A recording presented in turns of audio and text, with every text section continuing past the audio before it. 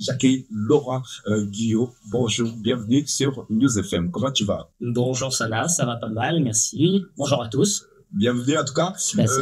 Laurent, avant qu'on rentre dans ce film, en tout cas ce film historique, emblématique, hein, est-ce que tu peux te présenter en quelques mots, s'il te plaît? Absolument.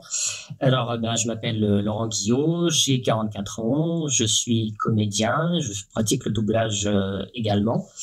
Et mon actualité en ce moment, donc, c'est le dernier film de David Aboukaya, 7 jours en juin, film de guerre historique inspiré de faits réels. Alors, ce film raconte un épisode, en tout cas, qui est peu connu du département, Oui. la résistance héroïque du village de Graigne, hein, c'est comme ça qu'on le dit. Hein. Absolument. Et toi, comment tu as pu rejoindre cette aventure, Laurent Guillot?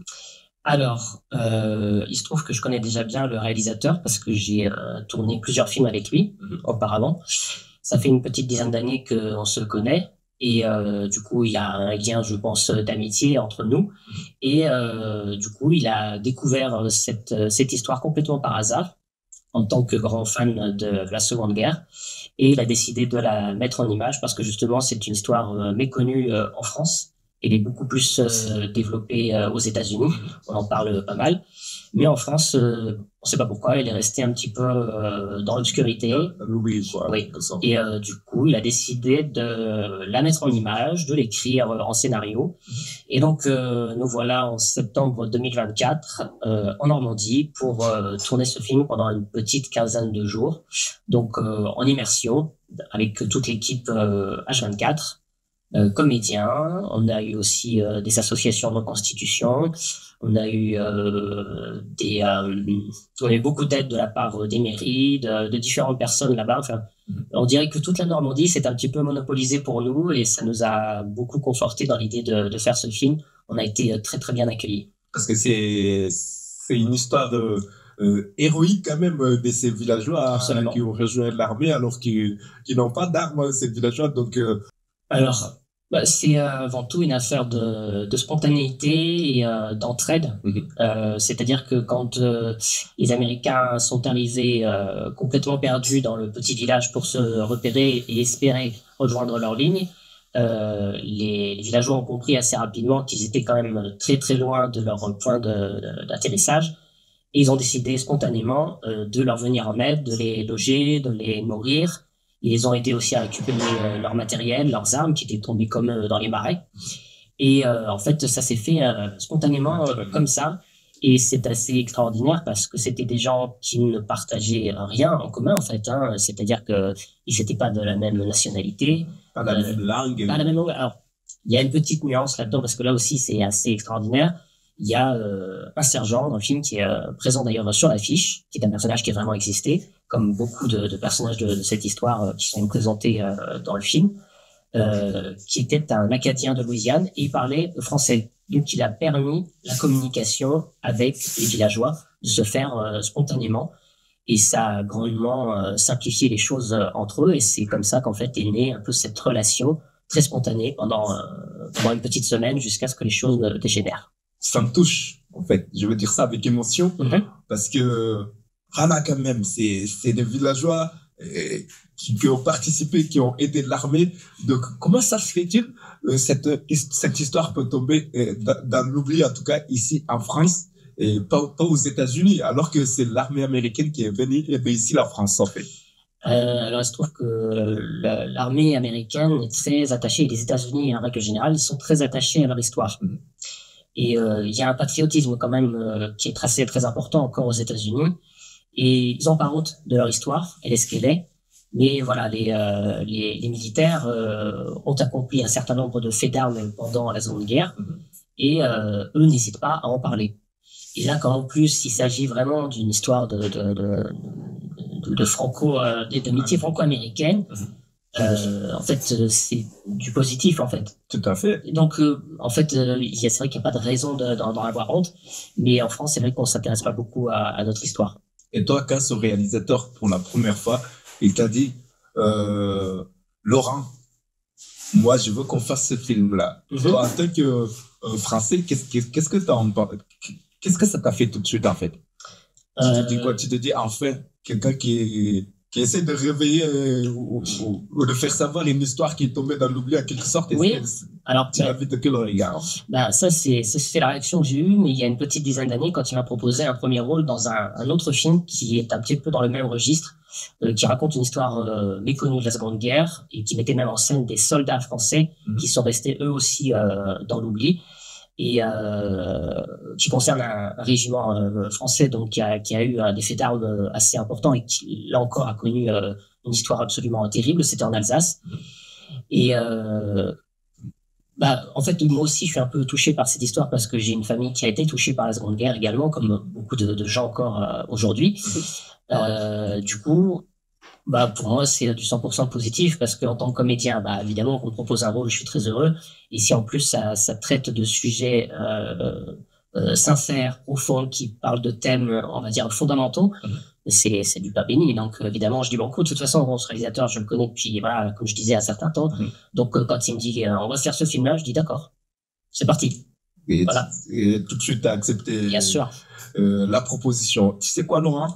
On va écouter un petit extrait de la bande-annonce. Avec plaisir. Pour nos auditeurs auditrices qui attendent aussi impatiemment la sortie. Ça sera le 19 novembre. Sortie nationale.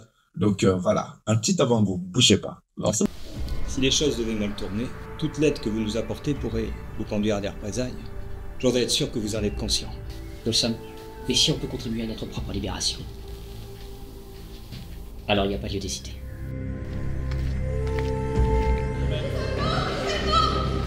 Restez calme, surtout, pas de panique. Germaine,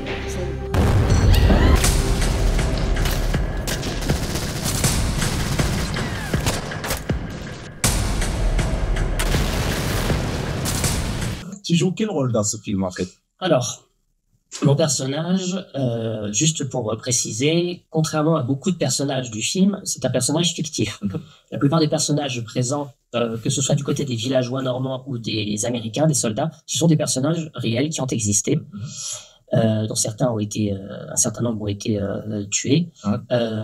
Mais en fait, mon personnage, lui, rassemble un certain nombre d'actions qui ont eu lieu tout au long, en fait, de cette période. Des actions en fait qu'ont mené les villageois pour venir en aide aux Américains, qui sont des actions assez importantes, assez notables. Mais en fait, le réalisateur a choisi de les englober, de les rassembler autour d'un personnage. Donc, mon personnage est celui qui interprète mon fils, pour simplifier la narration en fait, parce que le film est déjà très dense, il y a beaucoup de personnages. Et du coup, il a choisi en fait d'englober un certain nombre d'actions pour simplifier la narration. Mais en dehors de ça, il y a beaucoup de personnages qui sont des personnages réels. Le maire, entre autres, un personnage important. Le père Le Blastier, qui était un curé ou un abbé, je sais plus, qui a été aussi un personnage prépondérant dans toute cette histoire, parce qu'à l'époque, la foi était vraiment au cœur de tout ça. Et du coup, voilà, mon personnage, lui, est un des rares personnages qui n'a pas réellement existé, mais toutes ses actions, elles, ont vraiment eu lieu. D'ailleurs, on parle de l'historique, il y a un curé qui a joué un rôle très très important dans cette aide-là. Donc, il y a aussi ce côté religieux quand même. Oui. Mais tu en as parlé, il y a beaucoup, le film est dense, donc le tournage aussi, ça doit être intense, je pense. Oui. Comment s'est fait tout ça? Parce que ce village... il a été détruit carrément. Est-ce qu'aujourd'hui, le village, ça existe encore d'une autre manière ou vous avez tout créé de A à Z? Alors, le village, comme tu dis, il a été détruit quasiment entièrement. Donc, il a été reconstruit. Forcément, il est très différent aujourd'hui de ce qu'il a pu être. Donc, on n'a pas tourné exactement sur place. On a tourné à quelques dizaines de kilomètres, je crois, dans une ville qui s'appelle Asville, qui a conservé, elle, un certain nombre de bâtiments qui peuvent faire assez d'époque. Et donc, en fait, on a beaucoup tourné aux alentours de cette zone, parce que ça nous a beaucoup facilité les choses. On s'est un petit peu délocalisé pour quelques scènes un peu spécifiques, mais voilà, entre autres, l'église du film, qui est un spot vraiment particulier dans le film. On a une là à Asville qui était tout à fait adaptée et qui a conservé aussi beaucoup d'aspects anciens. Donc voilà, on a tourné on va dire intensément pendant près de 15 jours sur cette zone-là essentiellement. Voilà. Ok. Et toi, qu'est-ce qui t'a plus marqué dans le film, en fait? Alors, il y a pas mal de choses parce que on a beaucoup de scènes qui sont assez intenses, hein, beaucoup de scènes assez tristes. Oui. Et je dirais qu'on a beaucoup de scènes qui ont été tournées avec donc les personnages qui jouent le régiment SS. Et en fait, on avait des passages où, entre les costumes et le décor, on n'avait plus rien d'anachronique. C'est-à-dire qu'on était immergé complètement dans l'ambiance parce qu'il n'y avait rien qui dénotait. On aurait cru presque voir une image d'époque. Et comme on a des scènes qui sont très très dures, certaines de ces scènes nous ont tous beaucoup marqués. Et je pense que ça se ressent dans le film parce que elles sont assez criantes de vérité. Donc, je dirais que toutes ces scènes-là m'ont beaucoup marqué. Ouais. Et je pense que je suis pas le seul. Et toi, c'est comme ça que tu décris le film à ceux qui ne le connaissent pas? Ou non, si tu devais le décrire? Si je dois le décrire, c'est une histoire d'héroïsme, de fraternité, d'entraide. Là, c'est une tragédie aussi. C'est aussi peut-être un peu une question de foi parce que la foi, elle est encore une fois très présente dans le film. Et à l'époque, on était très croyants et on était très portés sur la religion. Alors, si je puis juste déborder un peu, on a eu des avant-premières. Donc, on est allé en Normandie, on a présenté le film en avant-première pendant les commémorations de juin dernier. Donc, on a eu un accueil des Normands. On a fait tourner le film dans plusieurs salles de cinéma. Et ça a été très émouvant parce que les gens l'ont accueilli avec beaucoup d'amour et de considération. Et en fait, à l'une des avant-dernières diffusions, je crois, donc on était dans un gros multiplex, une grande salle. On a eu beaucoup de monde aussi. Et à la fin, donc, on se prête au jeu des questions-réponses avec l'équipe. Et à un moment donné, on a toute une rangée dans la salle qui se manifeste et une dame qui prend la parole et qui dit voilà, nous sommes la même famille, enfants, petits-enfants, et on est très touchés par votre histoire parce que le maire dans votre film, c'est mon papa. Donc voilà, il y avait une dame qui était présente dont le père était le maire de la ville. De la ville à cette époque-là. Voilà. Donc j'ai pris une claque à ce moment-là, personnellement, et je pense que j'étais pas le seul, parce que tout ça est devenu extrêmement concret à ce moment-là. On est sorti un peu du contexte du film, de l'histoire artistique, et on est rentré dans l'histoire avec un grand H. Et de vraies émotions, quoi, voilà. Réelles. Et là, du coup, on était tous secoués parce qu'on s'est dit, en fait, on a fait un film, on a fait une œuvre artistique, voilà. Mais pour ces gens-là, c'est leur histoire, c'est leur vraie histoire. Donc, on s'est dit, waouh, effectivement, il y a une responsabilité, toute proportion gardée, bien sûr. Il y a une responsabilité vis-à-vis de ces gens parce qu'on a décidé de raconter leur histoire, donc il fallait pas qu'on se plante. Et par chance, ils ont beaucoup aimé le film, ils ont été très touchés, ils nous ont dit, ça s'est passé exactement comme ça. La dame en question, elle a été présente dans l'église, elle a été présente au moment des événements, donc elle a vu beaucoup de choses à travers la toile de cinéma, elle a vu des choses qu'elle a vécues, et elle a vu la représentation de son père en histoire, en fait, dans la narration, quoi, et ça a énormément aimé. Et on le rappelle, hein, c'est un film qui est carrément basé sur des faits qui sont réels, hein, qui sont déroulés le 6 juin 1944. Hein, ça a commencé comme ça en Normandie. Donc voilà, en tout cas, moi, sincèrement, ça me fait trop plaisir. Tout ce qui est histoire, parce que c'est très très important. Tout ce qui reste dans l'oubli et qu'il y a des gens comme vous qui cherchent ça pour mettre ça au goût du jour.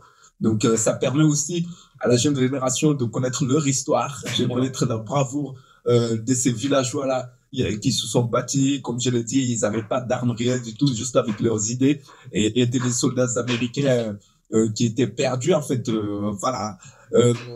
Là, on arrive à la fin de cette interview. Laurent, je peux m'entretenir avec toi toute la soirée parce que j'avais plein de questions parce que, en fait, le film, ça raconte quelque chose qui est vrai, en fait. Donc, comme tu l'as dit tout à l'heure, dans les témoignages des personnes, une personne qui était là à l'époque, son père, c'était le maire. Donc, voilà, c'est quelque chose que vous réveillez en eux, en tout cas. Je sais pas comment ils vous ont remercié, mais à leur place, je dirais un gros merci, quoi, en fait.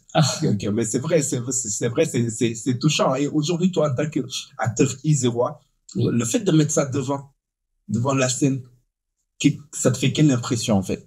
Ouais, du moment que je fais quelque chose, du moment que je me lève le matin et que j'ai l'impression de faire quelque chose qui a du sens, pour moi, ça me va. Merci beaucoup, Merci. Laurent Guillot. À très, très bientôt. Ouais, j'espère. On le rappelle, le film, ça sort le 19 novembre, à Absolument. sortie nationale, sur toutes les salles, hein. On espère que, voilà, les Grenobloises, hein, peu importe, hein, en tout cas, que vous soyez ici, n'hésitez pas à aller donner de la force aussi. Donc, voilà. Est-ce qu'il y aura des avant-premières ici, pour l'instant, ou tu sais pas encore? Alors, pour l'instant, j'ai pas eu de réponse de la part des cinémas. D'ailleurs, juste pour noter, on recherche toujours des salles. On a quelques salles qui le programment en différé, pas à partir du 19 novembre, mais sur décembre, janvier. Et on en cherche encore toujours. Donc, si il y a des exploitants de salles qui nous écoutent, on est tout à fait preneurs. S'ils sont intéressés de le diffuser, n'hésitez pas à nous contacter, d'aller voir l'affiche au ciné, de contacter le réalisateur de William Kaya et de venir vers nous sans problème. Sur ce grand film, hein, de mémoire et de courage basé sur des faits réels, hein. Merci beaucoup, Laurent. Merci beaucoup à toi. À très bientôt sur les ondes de News FM. Merci. Donc, vous aussi, les amis, merci d'avoir écouté cette magnifique interview